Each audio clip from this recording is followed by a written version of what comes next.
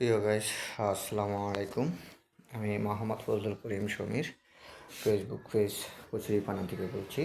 আজকে আমরা আপনাদের সামনে আলোচনা করব বাংলাদেশের সংস্কার নিয়ে। আমরা বিগত প্রায় 1 থেকে 1.5 বছর আমরা সংস্কার নিয়ে আলোচনা শুনতেছি। বিভিন্ন পত্র পত্রিকা, তারপরে আপনার বিভিন্ন মিডিয়ার মাধ্যম, টেলিভিশন বলেন, ইউটিউব বলেন, কিংবা ফেসবুক পেজ বলেন, বিভিন্ন যতগুলো মিডিয়ার সোর্স আছে, সোর্সের মাধ্যমে শুধু একটাই শব্দ, সেটা হচ্ছে বাংলাদেশে সংস্কার। বাংলাদেশ সংস্কার করতে হবে 5ই আগস্টের পর থেকে।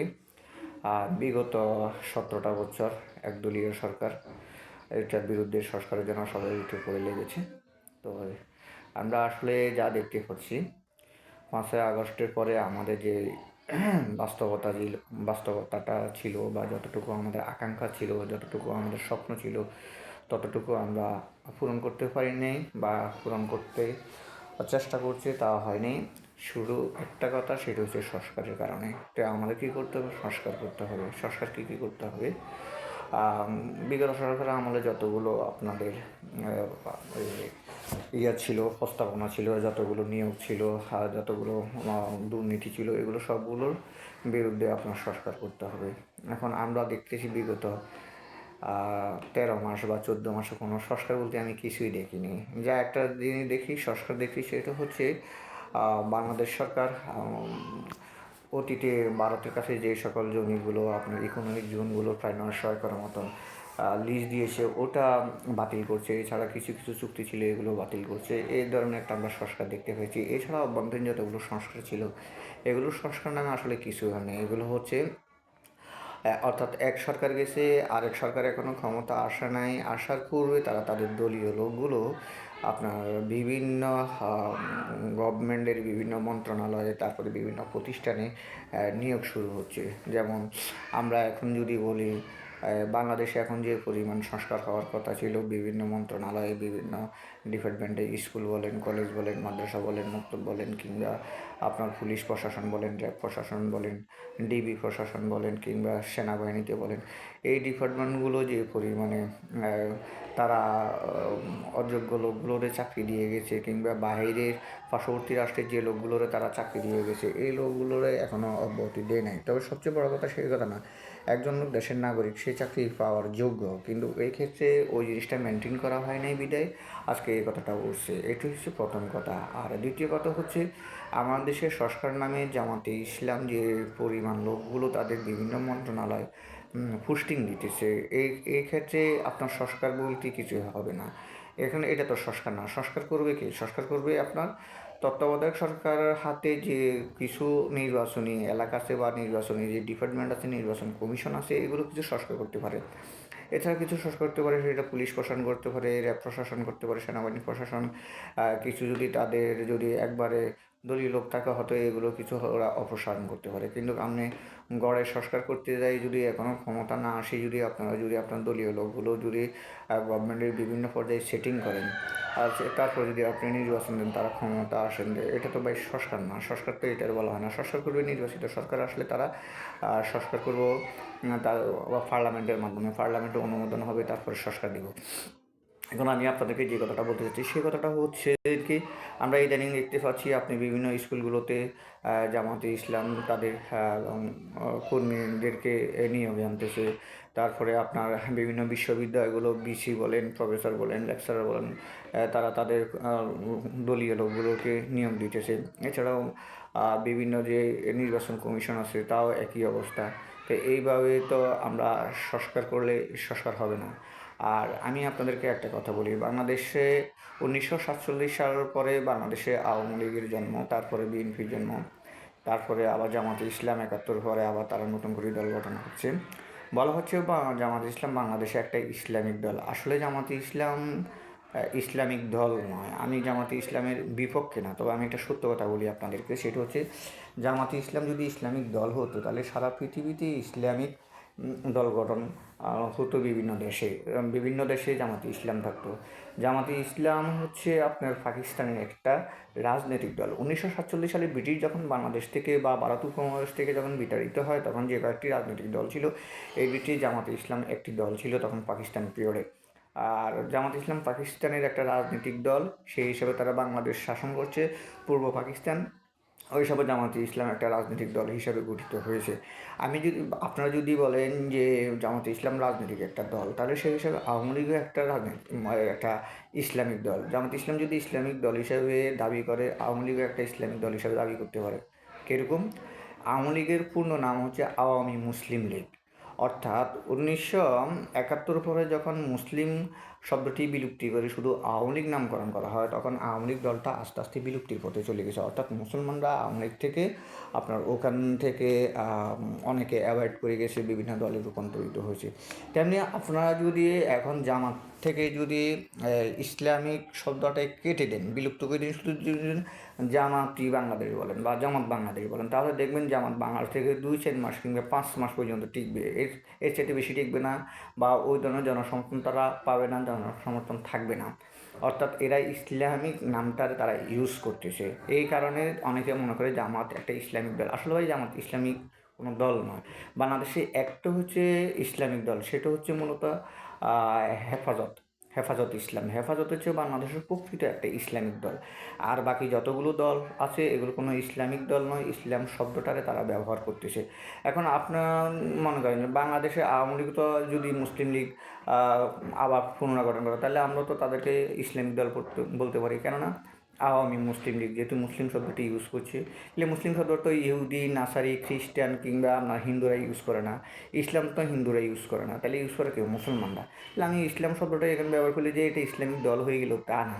ইসলামিক দল যদি জামাতে ইসলাম যদি ইসলামিক দলে হতো, তাহলে সৌদি আরবে জামাতে ইসলাম থাকতো, বাহরাইনে থাকতো, কুয়েতে থাকতো, আরব আমিরাতে, ইরানে থাকতো, ইরাকে থাকতো, লিবিয়া থাকতো, মিশরে থাকতো জামাতে ইসলামিক দল। যেহেতু এটা আমরা ইসলাম ভক্ত, আমরা মুসলিম সংখ্যাগরিষ্ঠ, এই জন্য জামাতে ইসলাম সারা পৃথিবীতে করে এবং আমাদের সেই ইসলামিক দল আছে। আসলে ভাই তা না। আপনারা আসলে যে জিনিসগুলো বুঝতেছেন না, সেই জিনিসগুলো হচ্ছে জামাত ইসলাম যদি একটা ইসলামিক সত্যিকারের একটা দল হতো, তাহলে এটা সারা পৃথিবীতে থাকতো। এবার আসেন জামাতে বর্তমান 5ই আগস্টের পরে জামাত বিভিন্ন জায়গায় যে কর্মকাণ্ড তারা দেখাচ্ছে, যে এগুলো দেখতেছে, ঠিক আছে, ভালো কথা, আপনারা এগিয়েছেন। কিন্তু প্রকৃতভাবে যে নির্বাচনগুলো হয়েছে জামাত ইসলামের বা ছাত্র সংসদগুলো, ঢাকা বিশ্ববিদ্যালয় বলেন, তারপর জাহাঙ্গীরনগর বিশ্ববিদ্যালয় বলেন, চট্টগ্রাম বিশ্ববিদ্যালয় বলেন, এগুলোতে আপনার জামাত আসছে। আরে ভাই, বাংলাদেশে জামাত হচ্ছে 20-25% লোক, আর বাকি হচ্ছে আপনার 75% লোক হচ্ছে অন্যান্য দল। আওয়ামী লীগ বলেন, বিএনপি বলেন, কিংবা ইসলামিক শাসনতন্ত্র বলেন, হেফাজত বলেন, তারপরে জাতীয় পার্টি বলেন, তারপর ওই যে গণ অধিকার পরিষদ বলেন, এদের স্টুডেন্টরা আছে না। তো জামাতে ইসলাম কি এক রাতে কি বাংলাদেশের মানুষজন কি জামাত হয়ে গেল? এক রাত্রে কি বাংলাদেশের স্টুডেন্টগুলো কি সবগুলো কি জামাত হয়ে গেল? জামাত যে পদ্ধতিতে এখন নির্বাচন করতেছে, এই পদ্ধতি হচ্ছে জামাতকে একটু এগিয়ে নিচ্ছে এবং জামাতকে ক্ষমতা বসানোর জন্য, ক্ষমতা আনার জন্য যে পদ্ধতি করতেছে, এই পদ্ধতি হচ্ছে সম্পূর্ণ 2006 সালে ফখরুদ্দিন এবং মইনুল যেভাবে নির্বাচন করছে, আওয়ামী লীগ দিয়ে ক্ষমতা আনছে, ঠিক সেইভাবে এই সরকার জামাতকে একটু এগিয়ে নিচ্ছে। এটা আমার একটা বাস্তব ধারণা। যদি আমার এই ধারণার সাথে যদি কোনো ভুল হয়, মিস্টেক হয়, আপনারা পরবর্তীতে এটার ফলাফল পাবেন। আমি আজকে আপনাদেরকে একটা কথা বলি, বাংলাদেশে যদি জামাত যদি কোনো প্রকারে বা কোনো রকমে যদি সরকার গঠন করে, তাহলে বাংলাদেশ থেকে 3টা দল একেবারে বিলুপ্ত হবে। একটা দল হচ্ছে আওয়ামী লীগ, আওয়ামী লীগে তারা একেবারে বিলুপ্তি করবে, এটা একবার বাস্তব সত্য। দ্বিতীয় যে দলটি তারা বিলুপ্তি করবে সেটা হচ্ছে এনসিপি। তৃতীয় যে দলটি তারা বিলুপ্তি করবে সেটা হবে গণ অধিকার পরিষদ। আমার এই কথাগুলো যদি অসত্য হয়, অযৌক্তিক মনে হয়, আপনার পরবর্তীতে যদি জামাত যদি কখনো যদি দল গঠন করে, আপনারা দেখবেন তাদের কার্যক্রমগুলো, এই জন্য তারা এই দলগুলোর বিলুপ্তি করবে। জামাত মূলত ইসলামিক দল নয় এবং তারা পাকিস্তানের একটা রাজনৈতিক দল। আর 1971 সালে যেহেতু বাংলাদেশকে তারা হারিয়ে ফেলছে, জামাত এখনও বাংলাদেশের মুক্তিযুদ্ধরে এখনও মেনে নেয় না, বাংলাদেশের মুক্তিযুদ্ধে এখনও মেনে নেয় না। যেটা মেনে নিয়েছে, যেটা বলতেছে, সেটা হচ্ছে তাদের রাজনৈতিক প্রেক্ষাপটে এবং রাজনৈতিক দল হিসাবে টিকে থাকার জন্য তাদের এই বাহানাগুলো। তা আমার মূল কথা হচ্ছে অদূর ভবিষ্যতে যদি আপনারা যদি বাংলাদেশে যদি কোনো একটা দলকে নিরপেক্ষভাবে আনতে চান, বাংলাদেশের ক্ষমতা আনতে চান, আমি জামাত বলবো না, বাংলাদেশের জাতীয়বাদী দল বিএনপি বলবো না, গণ অধিকার পরিষদ বলবো না, এনসিপি বলবো না। আমার কথা হচ্ছে আপনারা নিরপেক্ষভাবে সুন্দরভাবে সঠিকভাবে একটা নির্বাচন পদ্ধতি দিবেন, সে যে নির্বাচনের মাধ্যমে বাংলাদেশে যে কোনো দল ক্ষমতা আসবে। এখন মূল কথা হচ্ছে বাংলাদেশের সবচেয়ে বড় দল বলা হয় বিএনপিকে। বিএনপির এত ছাত্র সংগঠন এত বিশাল বড়, কিন্তু তাদের যখন একটা মিছিল দেন আপনি দেখবেন বিএনপির মানুষের জন্য আপনি রাস্তাঘাটে হাঁটতে পারবেন না। ইদানিং দেখা যাচ্ছে আপনার উত্তরবঙ্গে আপনার তিস্তা প্রকল্পের জন্য বিএনপি যে এখন আন্দোলনটা দিয়েছে, প্রায় বলা হচ্ছে 100 কিলোমিটার মশাল প্রজ্বলিত হচ্ছে। তাহলে যে দলটা 100 কিলোমিটার মানুষ নিয়ে একটা আপনার আন্দোলন করতে পারে বা একটা মিছিল করতে পারে, সেই দলটা কত বড় হতে পারে। আর এই দলটা যখন নির্বাচনে যায় তখন দেখা যাচ্ছে এই দলটা নির্বাচনে আপনার কী হয় না, বিজয়ী হয় না। এর একটা কারণ আছে। সে কারণটা কি? সেই কারণটা হচ্ছে বাংলাদেশের গভর্নমেন্টে প্রশাসনিকভাবে আপনার সচিবালয় থেকে শুরু করে নির্বাচন কমিশন পর্যন্ত যারা নির্বাচনমুখী, নির্বাচন কেন্দ্রিক, এখানে ঘাপটিমারি কিছু লোক বসিয়েছে। এই লোকগুলো কখনো চায় না যে বিএনপি ক্ষমতা আসুক। ঠিক যেভাবে 18 নির্বাচন করছে, 24 নির্বাচন করছে, কিংবা 14 নির্বাচন করছে, এই লোকগুলো কিন্তু এখনও ক্ষমতা বসে রয়েছে। এগুলো চায় না বিএনপি কখনো বাংলাদেশ ক্ষমতা আসুক, বাংলাদেশের এরা সরকার গঠন করুক। এরা চায় প্রয়োজনে জামাত দল গঠন করুক, জামাত সরকার গঠন করুক, জামাত সরকারে আসুক। আর এই জন্য তাদেরকে এইভাবে অনেকটা এগিয়ে আনতেছে। তো এটার জন্য আমাদের রাষ্ট্রীয় অনেক বড় ক্ষতি হবে। আমরা চাচ্ছি আমরা সেই দিকে না গিয়ে আমরা সঠিকভাবে সুন্দরভাবে একটা নির্বাচন উপস্থাপন করা, একটা নির্বাচন দেওয়া এবং দেশের মানুষগুলোরে অন্তত নির্বাচনমুখী করা, নির্বাচনের প্রতি আস্থা ফিরিয়ে আনা। যে আস্থাটা আমরা বিগত 16-17 বছর ফিরিয়ে পাইনি। এই হচ্ছে আমার প্রথম কথা। দ্বিতীয় কথা হচ্ছে বাংলাদেশে এখন যেগুলো সংস্কার বলে যে নিয়োগগুলো হচ্ছে, এই নিয়োগগুলো হচ্ছে একেবারে অনর্থক। এই নিয়োগগুলো দিয়ে জামাত তার বিভিন্ন মন্ত্রণালয়, বিভিন্ন স্থানে তাদের দলীয় ফলাফলদেরকে তারা সেটিং করবে। আর এই সেটিং করার পর তারা নির্বাচনটারে একমুখী আনবে। সেটা হচ্ছে জনগণের ভোট দিব, কিন্তু প্রশাসনিকভাবে জামাতকে ঘোষণা করে দেওয়া হবে। কিন্তু প্রশাসনে তো জামাত লোক বসায় রেখেছে, কিন্তু বিএনপি কিন্তু প্রশাসনে এখনও কোনো লোক বসাইতে পারে নাই। তারা সেই লাইনও জানে। এখন আমার মতে আমি সকল প্রশাসনের কাছে আমার একটাই দাবি, বা নির্বাচন কমিশনের কাছে একটা দাবি, প্রধান উপদেষ্টাদের কাছে একটাই দাবি। আমি বিএনপি বুঝি না, জামাত বুঝি না, গণ অধিকার কিংবা এনসিপি বুঝি না। আমি যে জিনিসটা বুঝি সেই জিনিস হচ্ছে আমরা সঠিকভাবে, সুন্দরভাবে, গ্রহণযোগ্যভাবে একটা নির্বাচন আয়োজন করেন, যে নির্বাচনের মাধ্যমে দেশের মানুষ সুন্দরভাবে একটা দলকে আপনার ভোট দিতে পারে। সেটা জামাত হোক, সেটা বিএনপি হোক, সেটা এনসিপি হোক, যে হোক। কিন্তু আমরা যদি প্রশাসনিকভাবে একটা দলকে যদি আমরা এগিয়ে দিই, একটা দলকে যদি আমরা ক্ষমতা বসাই দিই, তাহলে তো এখানে তো আপনার নির্বাচন হবে না, নির্বাচনের মাধুর্যটা থাকবে না, সৌন্দর্যটা থাকবে না। আর সবচেয়ে বড় কথা যেটা কথা চাই, আমাদের পার্শ্ববর্তী যে রাষ্ট্র ভারত আছে, ভারত কখনো চায় না বিএনপি বাংলাদেশের ক্ষমতা আসুক। এটা কিন্তু বাস্তব সত্য। ভারত এখনও চায় বাংলাদেশের জামাত ক্ষমতা আসুক। এই জন্য চায় বাংলাদেশের যদি জামাত ক্ষমতা আসে, ভারতের একটা টার্নিং পয়েন্ট আছে। সেই টার্নিং পয়েন্টটা কি আমি আপনাদেরকে বলি। সারা পৃথিবীতে ভারত বাংলাদেশকে জামাতের উসুলে দিয়ে বলতে পারবে যে এরা মৌলবাদী, এরা এটা এটা সেটা, এইভাবে একটা ইস্যু দাঁড় করাতে পারবে। যেহেতু সারা পৃথিবীতে হিন্দু, বৌদ্ধ, খ্রিস্টান দের হাতে পুরা পৃথিবীটা নিয়ন্ত্রিত, পুরা ওয়ার্ল্ডটা তাদের নিয়ন্ত্রিত। অর্থনীতি বলেন, সমাজনীতি বলেন, রাজনীতি বলেন, বিভিন্ন স্থান বলেন, তারপর আপনার প্রশাসনিকভাবে যতগুলো ক্লাইম আছে সবগুলো হচ্ছে আপনার বিদেশিদের হাতে নিয়ন্ত্রিত। সেই জায়গাতে আপনার ইন্ডিয়া বসে গেছে। তাই তারা কখনো চায় না যে বিএনপি ভালোভাবে, সুন্দরভাবে একটা ক্ষমতা আসুক। তাই এখানে বিএনপিতে তারা হয়তো নির্বাচনের জন্য মাঠে রাখতে পারবে বা মাঠে রাখার জন্য চেষ্টা করবে, কিন্তু অতীতের মতন যদি বিএনপির মাঠে রাখি, যদি 50টা 100টা সিট ধরে যদি নির্বাচন করে ফেলা, তাহলে মিডিয়াতে আসি বলবে যে বিএনপির মানুষের ভোট দেয়, বিএনপি যদি ভোট না হয়, মানুষ যদি ভোট না হয়, তারা 50টা 100টা সিট পেয়েছে কীভাবে। তারা এই ধরনের হয়তো একটা ইস্যু তৈরি করতে পারে। অতএব এই ধরনের ইস্যু যেন তৈরি করতে না পারে, বিএনপিকে এখানে অনেকটা আপনার কী হবে, অ্যালার্ট হতে হবে। এর পাশাপাশি আমাদের যে ছোটো রাজনৈতিক দলগুলো আছে, এনসিপি বলেন বা গণ অধিকার পরিষদ বলেন, গণ অধিকার পরিষদের নুরুভাই নুরুকে অনেক মারছে, অনেক পিটেছে। এটা হচ্ছে আপনার জাতীয় পার্টির মাধ্যমে। আসলে জাতীয় পার্টি আর আওয়ামী লীগ তো একই কথা। ওরা সরকারও ছিল, বিরোধী দলও ছিল। তো এদের কথা বলে তো লাভ নেই। অতএব এখন যেটা দেখা যাচ্ছে, যদি বাংলাদেশে কোনো এক সময় যদি আসলে সরকার গঠন করে বা গঠন করতে পারে, তাহলে এই ৩টা দলের জন্য ভয়াবহ আপনার ভয় আছে, এবং এরা কখনো সরকার গঠন করতে দিবে না, করতে পারবে না, এই জন্য এদেরকে করতে দিবে না। এবং ইসলামিক যে একটা দল আছে হেফাজতে ইসলাম, এই দলটারে আপনার বিলুপ্তি করবে না, কিন্তু এদের কার্যক্রমটা ছোট করেই রাখবে। কেন কার্যক্রম করে ছোট রাখবে? এখানে জামাতের কিছু প্লাস মাইনাস আছে। সেই প্লাস মাইনাস হচ্ছে জামাত হচ্ছে আপনার পাকিস্তানপন্থী, এবং পাকিস্তানের জন্য চায়। এখন পাকিস্তান যা বলে তারা সেইভাবে তাই করতেছে। হ্যাঁ, ঠিক আছে, পাকিস্তান একটি মুসলিম রাষ্ট্র, তারা যদি আমাদের সাথে ঐক্যবদ্ধ হয়ে থাকতে চায় থাকুক, তাতে সমস্যা নেই, কিন্তু আমাদের রাষ্ট্রীয় অভ্যন্তরীণভাবে যদি তারা বেশি মাথা কামাতে চায়, তাহলে তো সেটা তো আর করা যাবে না, এটা তো মেনে নেওয়া যায় না।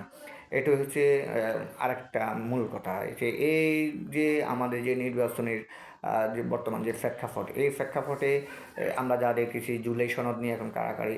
এখন আমি জুলাই সনদ নিয়ে যদি আপনাদেরকে আরেকটা কথা বলি, সংস্কারের জুলাই সনদ একটা অংশ। আমাদের এনসিপি ভাই বোনেরা এতদিন জুলাই সনদ বলছিল। গত কয়েক মাস আগে জুলাই সনদের একটা ঘোষণা হয়েছিল, তখন দেখি এনসিপির নেতা নেত্রীরা কক্সবাজার ট্যুরে গেছে, ওরা বলছে ওদিন ওদের ট্যুর ছিল। তো আপনারা যে এত বছর জুলাই সনদ বলছেন কেন? এবার আসেন, জুলাই সনদ মূল স্বাক্ষর হয়েছে বিগতকাল শুক্রবার। হ্যাঁ, তো এই শুক্রবার দিন আমরা জুলাই সনদ স্বাক্ষর হয়েছে, এখানে আপনার এনসিপির কোনো দল নাই। তাহলে এনসিপি কী চায় বাংলাদেশে? এনসিপি কি চায় ডক্টর ইউনূস লই, বা ডক্টর ইউনূসরে বাদ দিয়ে তারা 5 বছর দেশ চালাইব, সরকারে থাকবো?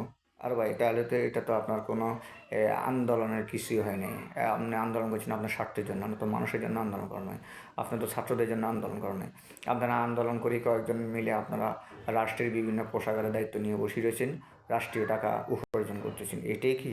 এবার আপনারা যদি, আর আমি মনে করি এনসিপির সবচেয়ে বড় ভুল হচ্ছে এনসিপির দল গঠন করা। এনসিপি যদি দল গঠন না করে যদি এনসিপি এমনি থাকতো, তাহলে এনসিপি খুব একটা ভালো অবস্থা থাকতো।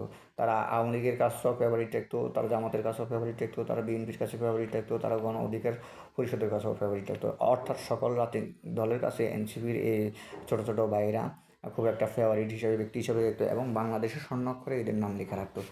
যদি তারা দল গঠন না করতো, তাদের অবস্থান খুব ভালো হতো। এখন তারা দল গঠন করেছে, তারা তাদের স্বার্থ তারা সবচেয়ে বড় দিক দেখেছে। তো আশা করি আমি আজকে আপনাদেরকে যে কথাটা বলতে চাচ্ছি, আপনারা সামনে যে সংস্কারগুলো করতেছেন, সংস্কারের নামে যে নিয়োগ বাণিজ্যগুলো করতেছেন, এই নিয়োগ বাণিজ্যগুলো বন্ধ করেন। এই নিয়োগ বাণিজ্যগুলো একবারে সুষ্ঠু সবল যে ছেলেগুলো যায়, ওগুলো যেন চাকরি পায়।